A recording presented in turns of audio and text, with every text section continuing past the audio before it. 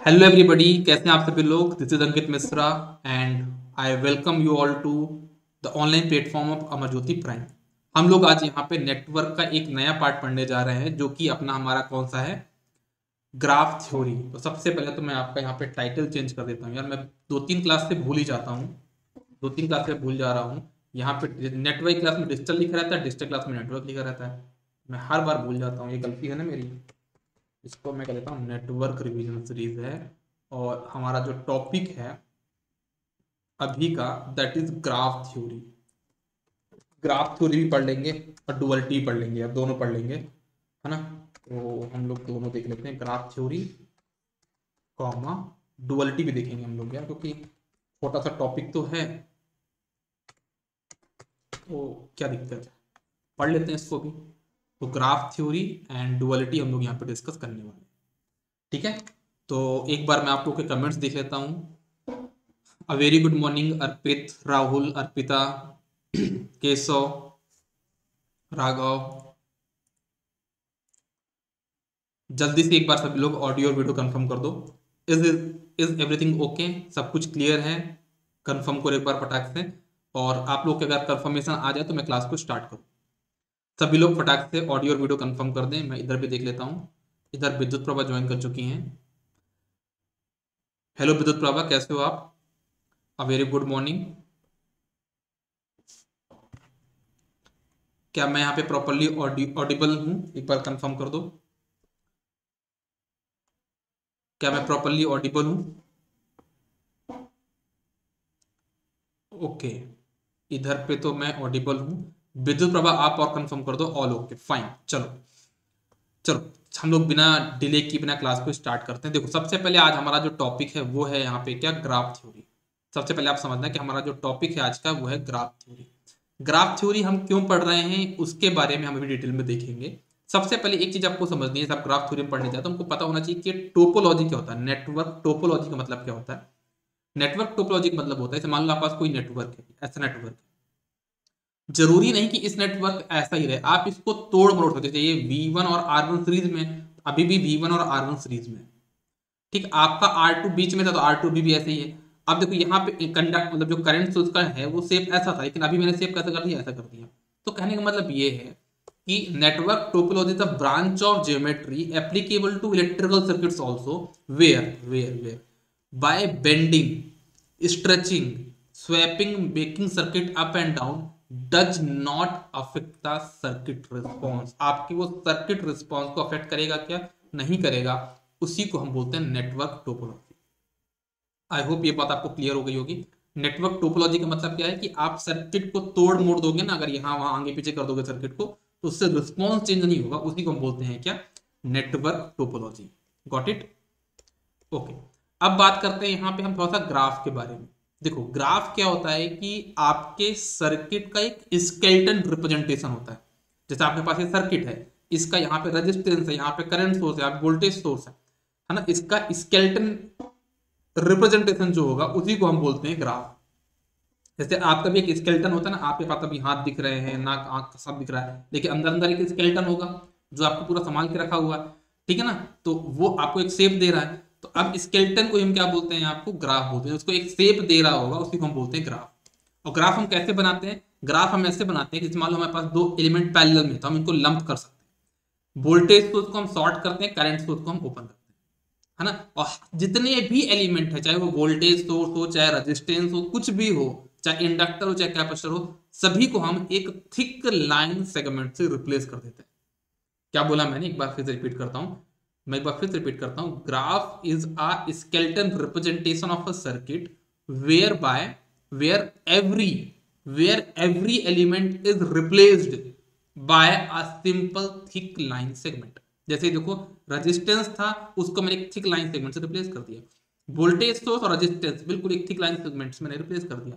इसको भी एक थिक लाइन से रिप्लेस किया, इसको भी एक थिक लाइन से रिप्लेस किया, इसको भी एक थिक लाइन से रिप्लेस किया, इसको भी हमने एक थिक लाइन से रिप्लेस कर दिया। करंट सोर्स को हमने यहाँ पे ओपन कर दिया। Got it? क्या करना है आपको? ग्राफ एक स्केलेटन रिप्रेजेंटेशन होता है सर्किट का, जहां पे जितने भी एलिमेंट हैं उनको हम थिक लाइन सेगमेंट से रिप्लेस करते हैं। और कैसे करते हैं? जितने भी एलिमेंट्स उनको थिक लाइन से रिप्लेस करेंगे, वोल्टेज सोर्स आपका शॉर्ट सर्किट होगा, करंट सोर्स आपका ओपन सर्किट होगा। एक चीज और, दो एलिमेंट अगर आपस में सीरीज में, अगर मान लो यहाँ पे दो एलिमेंट सीरीज में है, तो उनका भी इक्विवेलेंट क्या होगा, आपका एक लंप हो जाएगा, मतलब एक ही लाइन रहेगी। और अगर दो एलिमेंट आपस में पैरेलल में भी देखना, पैरेलल में तो एक ही लाइन आएगी। देखो आप इनको लंप कर सकते हो। Got it? तो ये होता है हमारा यहाँ पे ग्राफ। अच्छा, ग्राफ की चीज मैं और बताऊं, इसमें ब्रांचेस कितनी काउंट कर लो, 1 2 3 4 5 6, इसको हम बोलते हैं ब्रांच, या फिर हम ऐसा बोलते हैं इसको एजेस भी बोलते हैं। यहाँ पे कितना, 6 है हमारे ग्राफ में। यहाँ पे कितने एजेस है तो क्या बोलो, कितनी ब्रांच तो क्या बोलेंगे, 6 एजेस है। ठीक है, कोई पूछे कितने वर्टाइसेस, देखो नोड को हम लोग क्या बोलते हैं, यहाँ पे थोड़ा ध्यान दीजिएगा। ग्राफ थ्योरी में नोड को बोला जाता है वर्टाइसेस और ब्रांच को बोला जाता है एजेस। तो याद रखना, नया नाम यहाँ पे पड़ चुका है। जो अभी तक हम नोड बोलते थे उनको हम यहाँ बोलेंगे वर्टाइसेस। कितने नोड यहाँ पे, 4, 1 2 3 4, मतलब 4 वर्टाइसेस है। कितने ब्रांचेस है, क्या बोलो, काउंट करो, 6 हैं। तो कितने एजेस होंगे आपके पास, यहाँ पे 6 एजेस होंगे। हैप्पी दिवाली जागृति, हैप्पी दिवाली विद्युत प्रभा, हैप्पी दिवाली सोनल, हैप्पी दिवाली अर्पिता, राहुल, केशव, अर्पिता, आप सभी को हैप्पी दिवाली। आप सभी लोग की दिवाली बहुत अच्छी रहे और मैं आशा करता हूं कि नेक्स्ट टाइम जो दिवाली आपकी आए उसमें आपके पास हम लोग ऐसे ना मिले जैसे अभी आज मिल रहे हैं। हम अपन ऐसे ना मिले, अपन कैसे मिले, अपन ऐसे मिले कि आप बुलाओ कि अंकित सर आप कहाँ हैं, मैं बोलूँ कि मैं तो अभी घर पे हूँ। अरे सर घर पे मत रहो यार, आप इधर आ जाओ, आज दिवाली की पार्टी मेरी तरफ से, आज की पार्टी मेरी तरफ से, ऐसा कुछ है ना। तो अगली बार ऐसे मिलना है, ऐसे क्लास में नहीं मिलना है। तो उस दिन बच्चों को बोलूँगा कि बच्चों आज मैं क्लास नहीं ले पाऊंगा यार, आज इन लोग का विद्युत प्रवाह जागृति लोग का सेक्शन हो गया था तो लोग पार्टी दे रहे हैं मेरे को, दिवाली की पार्टी है तो मैं वहां जा रहा हूँ, आज क्लास नहीं ले पाऊंगा, अगले साल मुझे ऐसा बोलना है। ठीक है सोनल, ठीक है कैलाश, हैप्पी दिवाली बेटा। चलो बहुत अच्छी बात है, आगे बढ़ते हैं, बहुत टाइम पास हो गया। देखो जैसे ये मेरे पास एक ग्राफ बन गया है, ये मेरे पास एक ग्राफ है। अब ग्राफ में एक होता है पाथ, किसको बोलते हैं, पाथ होता है एक ट्रेवर्सल। ट्रेवर्सल मतलब क्या कि आप वापस नहीं आ सकते। जैसे मतलब कि अगर बोलूं मैं, एक से लेके थर्ड तक कितने जाने के रास्ते हैं, अगर आपको फर्स्ट नोड से थर्ड नोड तक पहुंचना है उसी को हम बोलते हैं पाथ। तो कितने पाथ हैं, एक है आपके पास, यहाँ पे दिखाता हूं मैं, एक आपके पास है पाथ है ये वाला पाथ है एक आपके पास, this is your first path. ठीक है, सेकंड पाथ आपके पास कौन सा है, बी और डी, ये सेकंड पाथ हो गया। थर्ड पाथ कौन सा हो गया, ए और एफ आपके पास यहाँ पे थर्ड पाथ हो गया। 3 पाथ तो बन चुके हैं, और कौन से पाथ बन रहा है, एक पाथ और बन रहा है। कौन सा बन रहा है देखना, आप बी में जाओगे, फिर ई में जाओगे, फिर एफ में जाओगे, तो ये भी एक पाथ है। 4 पाथ बन गए। एक लास्ट पाथ बच रहा है आपका कौन सा, आप ए में जाओगे, फिर ई में जाओगे, फिर डी में जाओगे, तो टोटल आपके पास यहाँ पे 5 पाथ बन रहे हैं। आई थिंक आपको ये पाथ समझ में हो गया, पाथ समझ में आ गया होगा। पाथ क्या होता है, path is the traversal from one node to another node. याद रखना, मैं यहाँ पे नोड लिख रहा हूँ लेकिन नोड लिखना यहाँ पे गलत है। ग्राफ थ्योरी में इसको जो बोला जाता है वो वर्टाइसेस बोला जाता है। एक वर्टाइसेस से दूसरे वर्टाइसेस तक आपको पहुंचना है, लेकिन इस बात का ध्यान देना है कि आप किसी भी एक नोड को 2 बार क्रॉस नहीं करोगे, without crossing same node twice. याद रखना, जब आप पाथ में जाओगे ना तो ऐसा मत करना कि आप क्या कर दो, ऐसा कर दो, बताता हूं मैं, आपका ये पाथ नहीं बनेगा। देखना कैसा, ए में गए, मतलब ए में गए, फिर ई में गए, फिर बी में गए, फिर सी में गए, ये पाथ है क्या, नहीं है। क्यों, पहले आप ए गए, फिर ई गए, फिर बी जाएगा तो आप फिर दोबारा ए फर्स्ट नोड पे नहीं आ गए क्या, तो ये क्या पाथ सही है क्या, नहीं है। आपको इस बात का ध्यान देना है कि आपको किसी भी एक नोड से दोबारा क्रॉस नहीं होना है। ठीक है, चलो यार, ओके। अब देखते हैं यहाँ पे सब ग्राफ क्या होता है। सब ग्राफ क्या होता है, ये ग्राफ था, ग्राफ का कोई भी एक पार्ट, एक हिस्से को हम क्या बोलते हैं, सब ग्राफ बोलते हैं। Part of a graph is known as subgraph. हमारे ग्राफ का एक जो पार्ट होता है ना उसी को हम क्या बोलते हैं, सब ग्राफ बोलते हैं। जैसे एग्जांपल तौर पे देख लो, ये वाला ग्राफ था ना, ये वाला ग्राफ, इसमें से देख लो ये बी ए ई, ये इसका सब ग्राफ है। ये ग्राफ था, ये ग्राफ था, ये यहां पे क्या सब ग्राफ है इसका। ये देखो ये कौन सा, बी ई एफ, ये भी एक सब ग्राफ है। बी और डी भी सब ग्राफ है, इवन ये सी वाला जो पार्ट है ना, इसको तो बनाया मैंने यहाँ पे, ये वाला पार्ट भी, ये भी मेरा सब ग्राफ है। ग्राफ में ऐसा नहीं होता कि सारे नोड कंसीडर हो, मैं फिर से रिपीट कर रहा हूँ, जरूरी नहीं है कि ग्राफ का आप सब ग्राफ बनाओ तो उसका क्या हो, सारे नोड वहां पे कंसीडर हो, ऐसा जरूरी नहीं है। ग्राफ का कोई भी एक हिस्सा हमारा होगा ना, उसी को हम क्या बोलते हैं, सब ग्राफ। जरूरी नहीं कि आपके सारे नोड कंसीडर हो उसमें। गॉट इट, मैं क्या बोलना चाह रहा हूं। तो ग्राफ का एक हिस्से को हम क्या बोलते हैं, सब ग्राफ बोलते हैं। एक अब बात आती है यहाँ पे, डायरेक्टेड ग्राफ हम किसको बोलते हैं। डायरेक्टेड ग्राफ उसको बोलते हैं जब किसी ग्राफ में डायरेक्शन मेंशन की गई हो, डायरेक्शन मेंशन की गई हो उसको हम बोलते हैं डायरेक्टेड ग्राफ, या फिर इसको ओरिएंटेड ग्राफ भी बोलते हैं। क्या बोलते हैं इसको, ओरिएंटेड, मतलब इसका ओरिएंटेशन दिया गया है तो इसको हम बोलते हैं डायरेक्टेड ग्राफ या फिर ओरिएंटेड ग्राफ भी बोलते हैं। बात आती है अब यहाँ पे कनेक्टेड ग्राफ। कनेक्टेड ग्राफ हम उसको बोलते हैं, जैसे हमारे पास कोई ग्राफ है ना, उसमें हम कनेक्टेड ग्राफ ही बोलते हैं जब उसमें हर एक नोड से किसी दूसरे नोड तक पहुंचने के लिए एटलीस्ट एक पाथ अवेलेबल हो। जैसे आपके पास मैंने ग्राफ बनाया ही है, इसमें फर्स्ट वाला नोड है, क्या आप फर्स्ट वाले नोड से सेकंड नोड पहुंच सकते हो, बिल्कुल पहुंच सकता हूं। क्या फर्स्ट वाले नोड से आप फोर्थ पहुंच सकते हो, बिल्कुल पहुंच सकता हूं। क्या फर्स्ट वाले नोड से थर्ड वाले नोड तक पहुंच सकते हो, बिल्कुल पहुंच सकता हूं। कैसे कैसे कैसे कैसे कैसे, ये पहले आप यहां तक आ जाओगे फिर यहां पे आ जाओगे, तो फर्स्ट से आप थर्ड तक पहुंच सकते हो, है ना। एटलीस्ट बोला है यहाँ पे, एटलीस्ट कोई पाथ बनना चाहिए, तो पाथ तो यहाँ पे बन रहा, तो this is your connected graph. अगर मैं यहाँ पे एग्जांपल लूं, ये वाला ग्राफ देखो, फर्स्ट ग्राफ है, फर्स्ट वाला नोड है, फर्स्ट वाले नोड से आप सेकंड पहुंच सकते हो, फर्स्ट नोड से आप फोर्थ पहुंच सकते हो। क्या फर्स्ट वाले से आप थर्ड नोड पहुंच सकते हो क्या, यहाँ पे तो ओपन हो गया ना, तो ये आप फर्स्ट से थर्ड नहीं पहुंच पाओगे, तो this is not a connected graph. I think आपकी बात क्लियर हो गई होगी। कनेक्टेड ग्राफ हम किसको बोलते हैं, जब आपके ग्राफ में एक नोड से दूसरे नोड तक पहुंचने के लिए एटलीस्ट एक पाथ अवेलेबल हो, उसको हम बोलते हैं कनेक्टेड ग्राफ। अब बात आती है यहाँ पे कि आपका ये कंप्लीट ग्राफ क्या होता है। अब हम बात करते हैं यहाँ पे कि आपका ये कंप्लीट ग्राफ क्या होता है। किसी भी ग्राफ को हम कंप्लीट तब बोलते हैं जब हमारे पास किसी एक नोड से दूसरे नोड तक पहुंचने के लिए डायरेक्ट रास्ता अवेलेबल हो। मतलब डायरेक्ट रास्ता मतलब क्या, बीच में कोई नोड ना है कि बीच में नोड डिस्टर्ब करने आ जाए। आपको एक नोड से किसी दूसरे तक पहुंचना है, आप छटाक से पहुंच जाओ और बीच में कोई नोड ना आए, किसी बीच में कोई और नोड ना आए, उसको हम बोलते हैं कंप्लीट ग्राफ। तो a graph is said to be complete if there exists direct path from one node to another node without crossing any other node, उसको हम बोलते हैं आपका कंप्लीट ग्राफ। ओके, तो कंप्लीट ग्राफ कैसे, इसको देखो, आप मैंने डायग्राम बनाया, आप फर्स्ट वाले नोड पे हो, आप फर्स्ट वाले नोड पे हो, क्या आप सेकंड नोड पहुंच सकते हो, बिल्कुल पहुंच गया हमें। क्या आप थर्ड पहुंच सकते हो, बिल्कुल पहुंच गया हमें। क्या आप फोर्थ पहुंच सकते हो, फोर्थ डायरेक्ट पहुंच गया हमें। तो देखो आप डायरेक्टली साइड तक पहुंच गए। आप किसी दूसरे नोड को देख लो, आप सेकंड नोड पे हो, क्या आप फर्स्ट नोड आ सकते हो, बिल्कुल आ गया हमें। क्या आप थर्ड नोड जा सकते हो, बिल्कुल पहुंच गया हमें। क्या आप फोर्थ नोड पहुंच सकते हो, बिल्कुल पहुंच गया हमें। तो कहने का मतलब ये है कि कंप्लीट ग्राफ हम उसको बोलते हैं जब हमारे पास एक नोड से दूसरे नोड तक पहुंचने के लिए डायरेक्ट एक पाथ अवेलेबल हो। If there exist direct path from one node to another node without crossing any other node, then that graph is called complete graph. क्या यहां तक बात सभी को क्लियर है या नहीं है? एक बार कंफर्मेशन आप लोग दे सकते हो कमेंट सेक्शन में, आप लोग अपने कंफर्मेशन दे दीजिए यार, तो थोड़ा सा मुझे भी समझ में आए कि आप लोग की चीज़ें समझ में आ रही हैं कि बस मैं यहाँ पे चिल्लाए जा रहा हूँ। कभी जो बादल बरसे।